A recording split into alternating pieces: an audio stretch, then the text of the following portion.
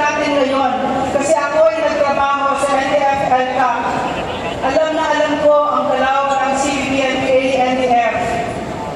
Ang nakikita ko ngayon ay ang pagkawala na ng ating saligang batas, ang karahasan, political and religious persecution na buong buhay ko hindi ko nakita ito.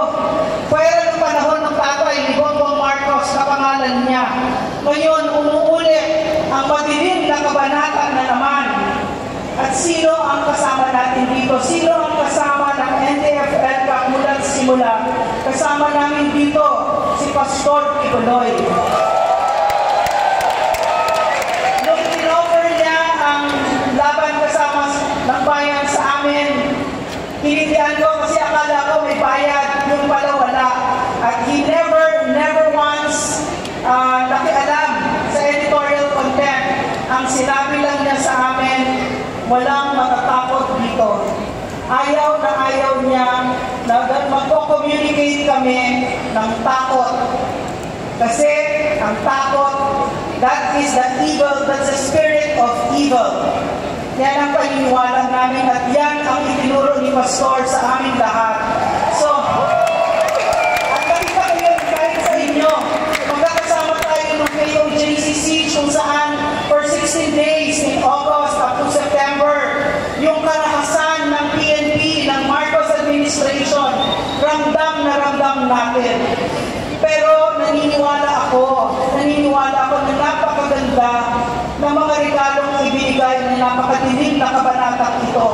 Unang-una, dun sa impeachment, pinakita na ng 200 plus ng mga kongresista ngayon kung sino sa kanila ang pwedeng bayaran na walang mga tunay na pagmamahal sa bayan at sila-justify pa.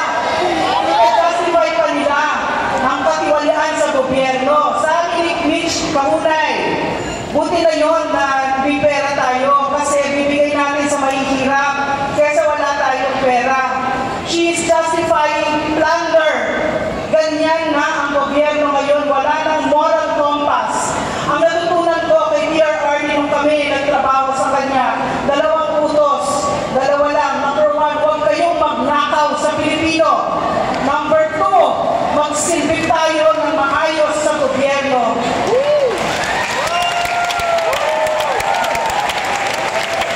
My life and the life of Pastor Kibuloy has converged, and I always believe na hindi yun aksidente kasi lahat ng mahal ni Pastor, mahal na mahal ko din. Mga indigenous peoples, pinakamahihirap, lahat yan. So, nakita ko kay Pastor yung dedikasyon na hindi ko nakita sa ating mga leaders. At ano pa yung natutunan natin sa mabilim na kabanatang ito? Huwag tayo maniniwala sa salita. Huwag tayo magpaputol. Magpakilala na nga yung mga leaders.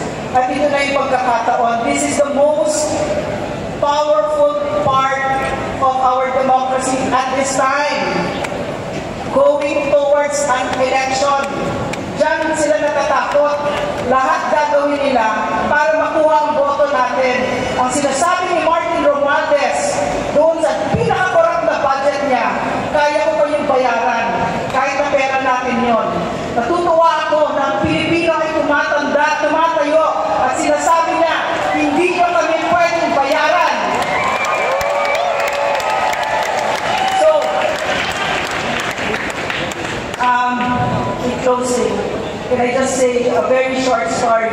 Nung panahon ko kay PRRD, umakyat kami sa bundok para doon sa Rano Massacre. Doon sa Rano Massacre, sa Tagum, 73 na mga indigenous peoples ng Tagubanwa tribe ay pinagpapatay ng NPA habang sila ay nagsisimba. Mga batang maliliit, pinagbabarin sila at pinagtataga, pinagpupuputan pa ng ulo. So umakyat kami doon at meron ako nakilala si Ate Helen, sabi ni Bay Helen. Nung panahon nito ni PRRD, namatay yung asawa ni Bay Helen, pinubutan ng ulo, isang pastor, at yung 4 na anak niya. Nagdanak ang dugo ng araw na yon sa Rano. Ang sabi ni Bay Helen sa amin noon, sa speech niya, She was holding the picture of her family, and then she said, for 29 years, kasi nung 29 years na nangyari yun, hindi yun in-acknowledge ng gobyerno except during PRRD's time. For 29 years, sabi niya, hindi ako umiyak. Pero ngayon, nandito na ang gobyerno, pwede na akong umiyak. So yun, pinatutunan ko kay PRRD at saka kay Pastor. Gusto ko lang na ang gobyerno natin ay nandyan para sa ating pinakamaliliit na mga kababayan. Na nandyan sila. Meron silang kasama. Pero ngayon, anong nangyari? Kanina nalaman ko na yung House of Representatives nagpadala na naman ng show cause order. Pangalawa, para sa mga vloggers. So, napakadilim. Yeah, correct. So, the freedom of expression, tinuro sa akin ni PRRD, is the highest expression, the highest right, the highest right among other rights. So,